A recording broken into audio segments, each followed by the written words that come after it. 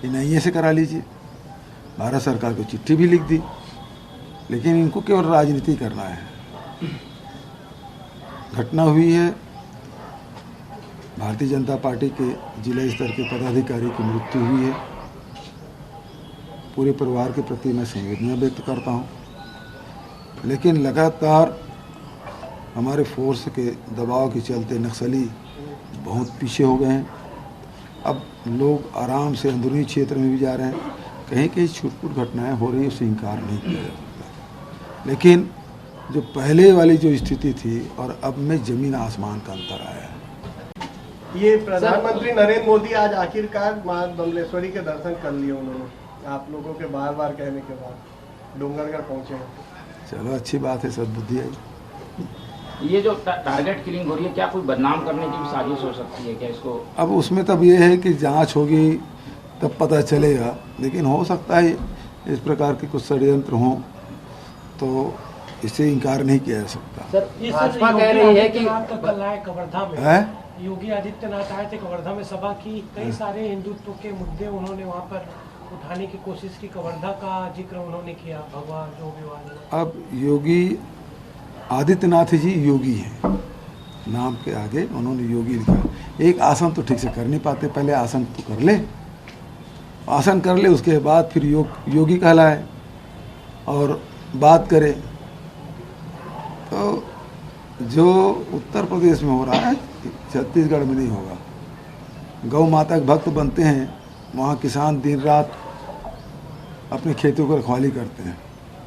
वहाँ धान 1200 रुपये में बेच रहे हैं किसान। उनकी स्थिति सुधार ले पहले, उसके बाद यहाँ आके बात करें। ये कल ओबीसी को लेकर फिर प्रधानमंत्री ने दुर्ग में बातें कही हैं और कहा है कि ओबीसी विरोधी है कांग्रेस सरकार, और जातिगत जो जनगणना की बात हो रही है उसको कल गरीबों के से तुलना करते हुए उन्होंने मंच से निशाना साधा है। एक जाति है गरीब को, एक गरीब को जाति बताया है और कहा है कि गरीबों का मसीहा नरेंद्र मोदी है। अब एक तरफ वो कहते हैं कि एक ही जाति गरीब का, फिर वो पिछड़े वर्ग कैसे आ गए? अपने ही बात का खंडन कर रहे हैं। मोदी जी आजकल सब यू टर्न मारना शुरू कर दिए। अरे रुक तो भाई, एक का जवाब देने दे यार।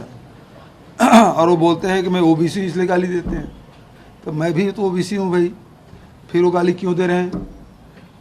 और मैं इस आपके माध्यम से कहना चाहूँगा, 5 साल पहले रमन सिंह जी मुझे फर्जी केस में फंसाने की कोशिश की थी। भारतीय जनता पार्टी की सरकार का पतन हुआ है। आज केंद्र सरकार के इशारे पर ईडी षड्यंत्र पूर्वक मुझे बदनाम करने की कोशिश कर रहा है। इसका अर्थ यही हुआ है कि केंद्र सरकार का भी पतन होने की शुरुआत हो गई है। आप षड्यंत्र करके किसी को बदनाम करने की कोशिश करेंगे तो आपका पतन निश्चित है। और जाति जनगणना की बात जहाँ तक के है, उससे पता चलेगा कि एसटी में, एससी में, ओबीसी में, अपर क्लास में कौन कौन सी ऐसी जातियाँ हैं जो आज के आधुनिक युग में दौड़ में पीछे रह गए हैं। उन सब जब आपको पता चलेगा तब तो योजना बनाएंगे। ये लोग बोलते हैं ना 18 लाख आवाज़ देंगे। अब आपने 2021 में जनगणना किया नहीं, आर्थिक सर्वेक्षण किया नहीं, तो किस आधार पे करेंगे आप? हम तो जो 1 अप्रैल 2023 को जो आर्थिक सर्वेक्षण कराया, उस आधार पे कह रहे हैं कि हम 17.5 लाख लोगों को देंगे। आप किस आधार पे बोल रहे हैं? आपके पास कोई आधार नहीं। और क्यों नहीं करा रहे हैं आर्थिक सर्वेक्षण? जब गरीब की एक जाति बोल रहे हो, तो गरीब की आर्थिक स्थिति क्या है उसको ऊपर उठाने के लिए जब तक कि आपके पास डाटा नहीं होगा, आप काम क्या करेंगे? जो शौचालय बनाए हैं उसमें भी घोटाला, वो भारत सरकार के ही आधिकारिक रिपोर्ट है, उसमें भी घोटाला कर गए। ये दूसरे घोटाला कर, उसकी जांच कब कराओगे आप? उसकी जांच आप नहीं कराओगे। राशन में घोटाला इन्होंने किया, उसकी जांच आप नहीं कराओगे। और मैं आपके माध्यम से कह रहा हूँ कि भारतीय जनता पार्टी वो तो केवल आएंगे तो 5 किलो मिलेगा चावल। हमारी सरकार है वो 35 किलो दे रही है, वो 35 किलो निरंतर बना रहेगा। रमन सिंह तो आते ही 7 किलो कर लिया था, है ना? तो ये 35 किलो देने वाले नहीं है, क्योंकि उसके बारे में उन्होंने कुछ नहीं कहा। सर पहले चरण के चुनाव को लेकर आज 5 बजे पूरा प्रचार प्रसार थम जाएगा सर। हाँ जी। बाद 24 घंटे के बाद मतगणना होगी। लगातार प्रचार प्रसार भी किया पड़े कि इन नेताओं के आपके दौरे भी हुए, आज घोषणा पत्र भी जारी हो जाएगा। कितना साथ पाए सर 20 सीट? 20 सीट में अधिकांश सीट जीतेंगे। पहले 3 सीट हमारे पास नहीं थी, अब इस समय वो सारे सीटें हम जीतेंगे। रमन सिंह जी भी चुनाव हार रहे हैं। भारतीय जनता पार्टी 3 दिवाली मनाने की बात कर रहे हैं। वो तो उनके आने के पहले होता है। और जैसे बादशाह सलामत आते हैं ना, उसके पहले जो उसके मुहर्रिर जो आवाज़ लगाते हैं, तो वैसे ईडी पहले पहुंचती है। आ रहे हैं बादशाह सलामत। सर ये जो भारतीय आसिम जनता दास पार्टी है, तीन दिवाली आसिम दास मनाने की जो बात है कर रहे हैं। जिसका ईडी ने जो आसिम दास ने जो आरोप लगाया है, लेकिन उसकी तस्वीरें बीजेपी नेताओं के साथ, रमन सिंह के साथ रमन सिंह के साथ है। तो ये सारे गड़बड़ियों में तो वही लोग रहते हैं, आरोप दूसरे पर लगाते हैं। इनके संबंध पहले से ही हैं, उन्हीं के साथ ही हैं। वहाँ जो पार्षद उसके परम मित्र हैं। तो पहले मैंने बोला कि यदि महादेव ऐप विदेश से संचालित हो रहा है तो इसको बंद क्यों नहीं किया। दूसरा, जब लुकआउट सर्कुलर जारी हो गया तो उसकी गिरफ्तारी क्यों नहीं हो रही है।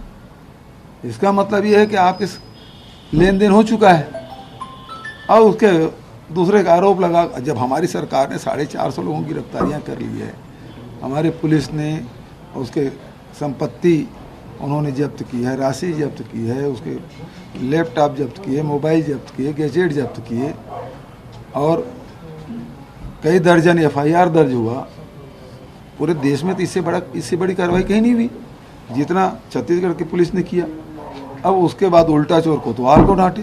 अब हम लोगों को बोलते हैं, यदि हम लोगों की यदि संलिप्तता होती हम कार्रवाई क्यों करते हैं? इतने सारे लोग क्यों कार्रवाई करते? इनकी संलिप्तता है।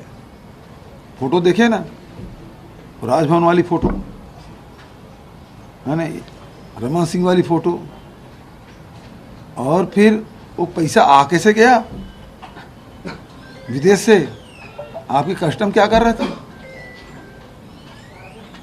तो ये सारी बातें हैं जिसका इनके पास कोई जवाब नहीं है। सर ये आपकी छवि खराब करने की कोशिश की गई है क्या इसके माध्यम से? हाँ, तो इसके अलावा इनके पास और कोई काम नहीं है। छत्तीसगढ़ के लोगों के लिए कुछ बोल थोड़ी रहे हैं लोग कि ऐसा करेंगे वैसा। 3 दिवाली मनाने की बात कर रहे हैं। भैया ये तो 5वां कुंभ भी शुरू किए थे।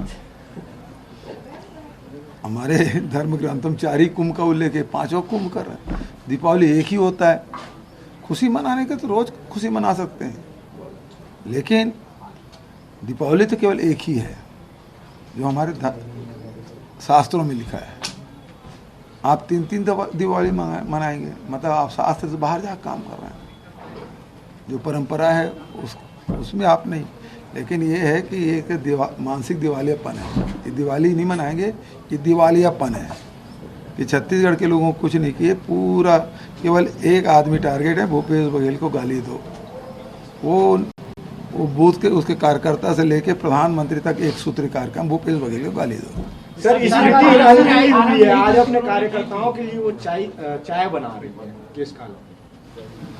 मतलब उसके पास अब कोई काम नहीं रह गया। वो 1200 वाला गैस सिलेंडर कि 400 वाला है? कौन से सिलेंडर से बनाएंगे चाय? उस समय तो 400 था तो बड़ा महंगा था। अभी वो 900 वाले बना रहे हैं, ये 1200 वाले बना रहे हैं।